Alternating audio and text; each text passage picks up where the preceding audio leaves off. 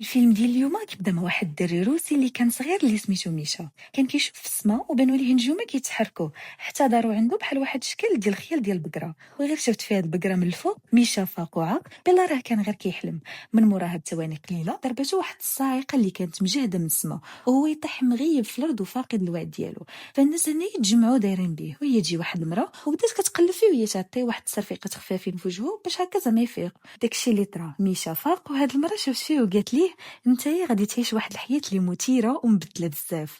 اللقطه كدوز بينا مورا 20 عام. في هاد السنين كامله ميشا كبر وطلع واحد الموهبه خياليه عنده في الماركتين والتصوير ديال الاشهارات، ودار واحد الشركه ديالو مع واحد البيزنس مان امريكاني اللي كان سميتو بوب جيبونز، وحقق واحد النجاح كبير في الكارير ديالو. واحد النهار في واحد الحفله ديال الجوائز بنت خو بوب اللي كانت سميتها ابي جات وتعرفت على ميشا وبدات كتشكر فيه في الخدمه ديالو وبان عليها بلا راه مهتمه بيه بزاف. ومورا هاد الحفله بوب وميشا كانوا في البيرو ديالهم كيتناقشوا على المجيات ديال ابي، وبوب قال ليه راه كان باغي على انها ترجع للميريكان، وتعصب بزاف حيت ما كتسمعش الهضره ديالو، وعاقب الا راه كاين شي بلان كيتطبخ بينها وبين ميشا، وقال ليه بعد منها بصفه نهائيه. فميشا وعد بوب قال ليه على قبل وجهك راه ما غادي ندير معاها والو. تما غادي نتعرفوا على واحد الملياردير اللي كان متخصص في الماركتين اللي كان سميتو مستر باسكال. دار واحد الجيمه مع دوك المدراء ديال الشركات ديال فاست فود في الجزيره الخاصه ديالو انيزيا. فباسكال طاح عليه واحد الفكره عبقريه باش هكا يرجع هاد الدومين اللي كيصور الفلوس كتر، والبلان هو على انهم يبدلوا هذيك النظره ديال البشر على الزين، زعما يرجعوا الغلط. السمنه هو المعيار الجديد ديال الزين في العالم، يعني كنت غليظ راك زوين، ما كنتيش غليظ راك ماشي زوين. في اللقطه اللي من موراها كنشوفوا ابي وميشا كانوا غادي لواحد الاستوديو، حيت ابي ردات عليه حيت كانت باغاتو على انه يعاونها في واحد الجانب ديال الماركتينغ في واحد البروجي اللي كانت خدامه عليه.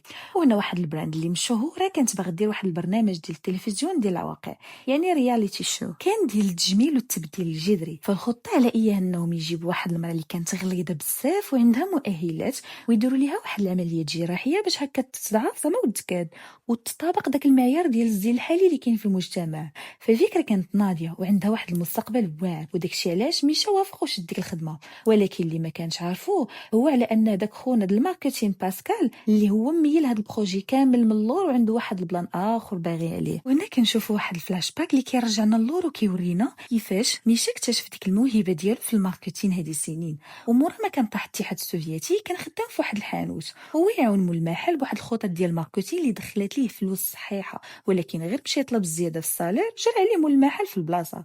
وتما فين كان تلاقى مع بوب. في الاول ميشا كان كيسحب ليه بوب راه واقيلا شي سباي امريكاني كان باغي زعما يخدم ضد الحكومه الروسيه، ولكن موراها عاقبل راه بوب ما باغي اسرى ديال الدوله على حتى شي حد، هو كان باغي غير معلومات على الشعب مسكين، كان باغي يدير واحد الوكاله ديال الاشهارات امريكانيه روسيه، وهذا الشيء ما كانش يقدر غادي يمشي ليه مزيان من غير للمساعده ديال شي راجل اللي روسي. ومن تما بدا داك الكارير ديال ميشا كجاسوس ديال الماركتين، وفي هاد 15 عام كامله قاد اول اشهارات روسيه ديال البراندات اللي كانت غريبه بزاف، واللي من بينهم واحد السلسله ديال الماكله ديال السريعه ديال فاست فود نيد اللي كانت سميتها ذا برجر، واللي هي واحده من الشركات اللي كان كيدعمها باسكال بالفلوس ديالو. نرجعوا للحاضر دابا، فابي وميشا بداو كيقضيو واحد الوقت كثر مع بعضياتهم على قبل الخدمه. في النظره ديال ميشا على قبل الماركتين قال ليه راه الماركتين ديال بصح هو اخترعوا واحد السياسي اللي كان سميتو فلاديمير لينين، والشيوعيه هي اول براند عالميه ديال بصح. فابي تبهدات بهذا التفكير العميق ديالو وبقيت كتسائل كيفاش زعما هذا الراجل مازال سيليباتير وما مزوج. فمشى دار الجهد ديالو كامل باش ما يتجرش ليها، ولكن ما قدرش يتحكم في راسو. في واحد النهار وهما واحلين في واحد الزحام ديال الطوموبيله طويل، مورا ما طرا واحد الاعجاب بيناتهم، واحد الجدال طرا داكشي اللي في راسو في راسكم، ولكن اللي ما كانوش عارفين هو على ان هذاك الزاج كان كيوري كلشي من برا. فابوب هنايا حصت لهم قطي فقطع عليهم داكشي اللي كانوا كيديروا ويمشي عند ميشا وعطا واحد البنيه في وجهه، كان كيدير شي حاجه اللي ممنوعه عليه في مره. وفي ثاني نهار بدا البث ديال البرنامج التلفزيوني الواقعي، جابوا واحد البنت دبدوبه اللي كان سميتها فيرونيكا باش هكا تكون هي المشاركه الوحيده. البرنامج دار بوم وطلع توب في المشاهدات حيت كان الناس كاملين باغي يشوفوها كيفاش غادي ترجع من مورا هاد العمليات. والنهار اللي قبل من العمليه فيرونيكا خافت وهي تفشل، فصيفطت فيديو لميشا وابي اللي كانت كتقول لهم بلا راه ما بغاش تكمل في هاد البلان وما بقاوش عندها ديك الرغبه ديال انها دير عمليه. ولكن في هاد المرحله اللي وصلت ليها راه ماشي لعب، راه ما بقاش عندها الحق على انها تراجع. فالعمليه دازت بخير وميشا وابي فرحوا بزاف وبداو كيحتفلوا وناشطين وكيتسناو يشوفوا فيرونيكا جديده غدا كيفاش غادا تولي. ولكن النهار الثاني صدموا بواحد الخبر اللي كان كيقطع في القلب. ففيرونيكا هنايا ما فاقتش من داك البنج ودخلت في واحد الغيبوبه اللي كانت طويله بزاف. ابي هنايا صافي تبانيكات وخافت وبدات كتلوم في راسها وكتقول تعاملوا مع هاد البنت بحال شي مونيكا ودابا راهم غيخلصوا الثمن. فالصحافه والشعب اللي كانوا متبعين هذا البرنامج صافي ماتوا بالاعصاب وما يعقدوا عليهم ديال بصح. في هذه الحاله ديال الطوارئ الشركه دارت ميشا هو كبش الفداء وهي اللي لبساتو كل شيء، فقبطوا عليهم هو وابي وهم في الحبس تهمه ديال النصب والاحتيال. وتما تكتشف بلي راه هذا الفشل ديال البرنامج كامل كان غير جزء من الخطه ديال باسكال اللي كان باغي يبدل داك المعيار ديال الزين ويرجع الغلظ هو المعيار الاول. داكشي علاش ورى للناس المصائب ديال الضعف باش هكا يدير واحد الحاله ديال الخوف والعلاه الجماعي. والخلعه كانت مجهده بزاف لدرجه الناس رجعوا كيصحاب ليهم بلا راه الا كانوا غير كيديروا في الريجيم ولا كيحاولوا ينقصوا في الوزن ديالهم راهم كيديروا واحد الذنب اللي كبير. راها بسيمانه بوب خرج ميشا بواحد الكفاله، ولكن في المقابل بزز عليه على انه ابي ترجع للميريكان وما عمرها باقا تشوف ميشا مره اخرى. وغير خرج ميشا اتصل بها ولكن لقاها صافي وصلت للمطار ومشات في حالها. فمشى عند بوب واتهموا بالله راه هو اللي خطط لهذا الفشل ديال البرنامج باش هكا زعما يفرقوا بيناتهم. وفي واحد الفلاش باك اخر كنشوفوا ميشا كيكتب اول رابور ديالو في الماركتين واختار الشيف ديالو القديم هو اللي يكون الموضوع ديال الرابور وصوروا على اساس انه كيبيع ديال دواء ونصاب كبير. فميشا كان كيسحاب ليه بالله راه هادشي غير ارقام وتحاليل، ولكن البلان ما كانش هكاك. الهضرات نشرات مع الصحافه وهادشي خلى الشعب يدير واحد المظاهرات ويجمعوا على داك الراجل ويقتلوه. فملي ميشا مشى للمحل مهدوم عاقب القوه ديال الماركتين راه ما كيبنيش غير براند، راه كيقدر يبدل العالم كامل. فميشا كان كيظن بلي راه بوب هو اللي وراه هاد العمليه الفاشله كان غير باش يفرقوا على ابي. ولكن بوب بدا كيضحك على هاد الهبال وقال ليه انا ما عندي لا وقت لا فلوس اللي نضيعهم على شي حاجه حامضه بحال هكا. فخرجوا لواحد البار وهما ينوضوا ثاني واحد المدابزه بيناتهم. وفجاه بوب جات واحد السكته قلبيه وهو يموت في بلاصه. فميشا بقى بوحدو وما بقاتش عنده الرغبه يرجع لهاد الدومين بصفه نهائيه. مورا من مود ديال بوب ميشا غبر وما بقاش بان ليه الاثار. من مورا 6 سنين ابي رجعت لروسيا وبدات كتقلب عليه، فتبعت ديك الخيوط واحد مورا واحد حتى لقاتو في واحد الفيرما بعيده وكان كيخدم التساريح ديال البكر في واحد الخلا. فما كانش باغي يرجع للمدينه حيت الخدمه ديالو ديما كتاذي الناس. في الاول الشيف ديالو القديم ومن موراها فيرونيكا. فابي اللي كانت مازال كتموت عليه قررت على انها تجلس معاه تماشيه مات. وفي واحد الليله ميشا حلم بنفس ديك البقره اللي شافها شحال هادي. فهاد البقره شرحات ليه واحد الطقوس بالتفصيل الممل وطلبت منه على انه يطبقها بالحرف. وخاصه بقى عاقل على كل شيء، داكشي اللي تكال ليه في الحلمه كامل بقى عاقل عليه بالتفاصيل اللي كانت باينه لدرجه انه بنى واحد الشكل ديال الخشب بلا ما حتى يفكر. وجاب واحد بوحده من البقرات ديالو الحمرين ويذبحها باش يكمل هاد الطقوس. وفي ثاني نهار في الصباح الغد ليه دوش في داك المات ديال البقره وهو يكمل طقوس، ولكن في الاخر طاح فاقد الوعي بسبب داك العيا اللي كان فيه بزاف. وفي هاد السنين كامله فين كان غيب العالم تقلب بزاف. الشركات ديال الماكله السريعه سيطروا على روسيا كامله والغلب رجع هو الطوب ديال الزين في المجتمع. العريضات ديال الازياء الالعاب الابطال الخارقين والممثلين كلهم رجعوا غلاط بزاف. والمطعم ديال برجر وصل لاعلى درجات النجاح ورجع الشعب مدمن على الوجبات ديالو. ابي لقات ميشا سقفان في الخلا وهي ديه لموسكو وكان فرحان بزاف حيت عاوناتو، ولكن حالته كانت حامضه. كان كيشوف واحد المخلوق اللي غريب داير بالراس ديال ابي وهادشي كان كيبان ليه غير هو بوحدو. وفي الدار صدم ملي تسق واحد الخبر اخر على ان راه عنده وليد عنده 6 سنين دابا اللي كانت سميتو روبرت.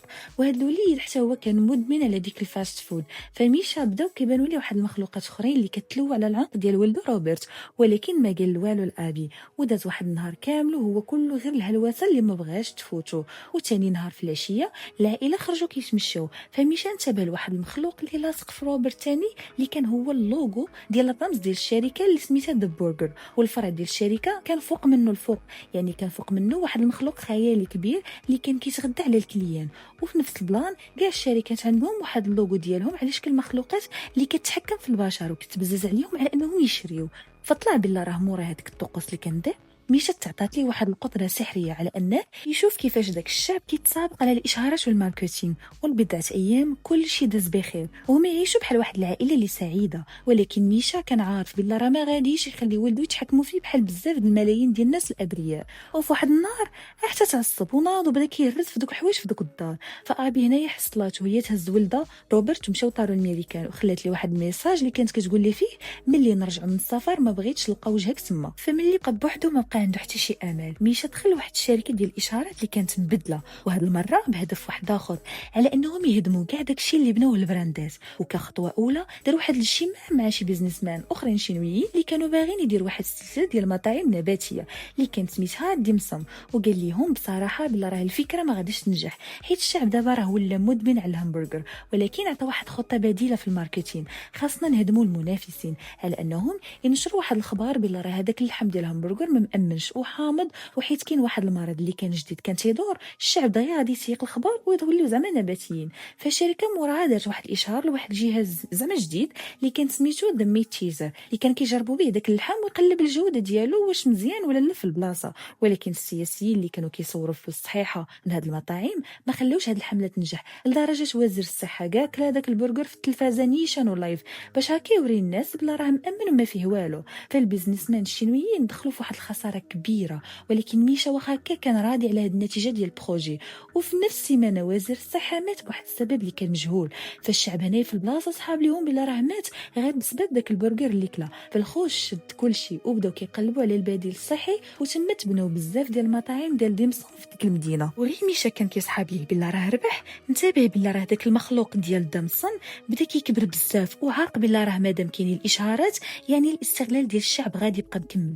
فدغيا ديمسون رجعت كبيره لدرجه ان هذاك المخلوق ديالها دار واحد البيضه، وملي تقبات ولدات واحد المخلوق اللي كان كيطير اللي كيشبه لواحد دراغون. وهاد التنين هجم على داك المخلوق ديال البرجر وكلاه كامل كاشاره بلا راه الشركه صافي طاحت وخرجت من هذيك الروح. وفي ثاني نهار الاسهم ديال الشركه ديال البرجر طاحوا للارض في البورصه. فباسكال دار واحد الاجتماع اخر مع دوك المدراء ديال الشركات ديال الماكله اللي كان كيدعمهم، وقال لهم ما بقى عندي ما ندير لكم حيت صافي مشيتوا فيها. وفجاه بات واحد الصاعقه من السما وما بقاش كيبان ليه لاثار، صافي غبر في مره. ومورا واحد الشهر ولا جوج كاع البراندات اللي كان كيدعمهم باسكال فلسوا في مره وهما يخرجوا 0 ريال. وهذا الشيء دار واحد النتيجه اللي ما كانتش في البال. فالناس في العالم كامل دار واحد المظاهرات اللي كانوا باغين على ان الاشارات تمنع بجميع الانواع ديالها كيف ما كانت. فابي وروبرت كانوا كيشوفوا هاد الاخبار في التلفازه وبان ليهم ميشا تما. فالصحفي سولو شنو في نظرك غادي يكون القرار ديال الرئيس، ولكن ميشا ما عطى حتى شي جواب اللي كاين. وفي نفس النهار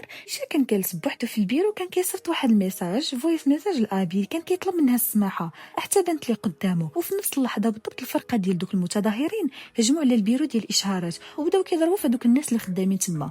فهاد الكوبل حاولوا على انهم يهربوا، ولكن شدوا ميشا وعطوه قتله ديال العصا. هو براسو كان معاهم يعني راه كان ضد الفكره ديال الاشارات. وغير قربوا يقتلوه جاهم واحد الخبر بلا راه الرئيس وافق على المنع ديال الاشارات بصفه نهائيه. وفي الايام الجايه كاع البلاكات ديال الاشارات تحيدوا من الشوارع ديال موسكو. فميشا فاق في السبيطار وابي ولدو كانوا حداه. وفي نفس الوقت ديك فيرونيكا اللي كانت في غيبوبه هذه قريبه لشي 7 سنين حتى هي فاقت منها. والفيلم كيسالي وهي كانت كدور في دوك الشوارع وكتشوف السما ديال موسكو وهي خاويه ونقيه ما فيها حتى شي بلاكه ديال شي اشهار. ودابا غادي نقول لكم الفيلم ديال اليوم سالهنا. ما تنساوش ديروا لايك وسبسكرايب باش ديما يوصلكم الجديد. باي باي.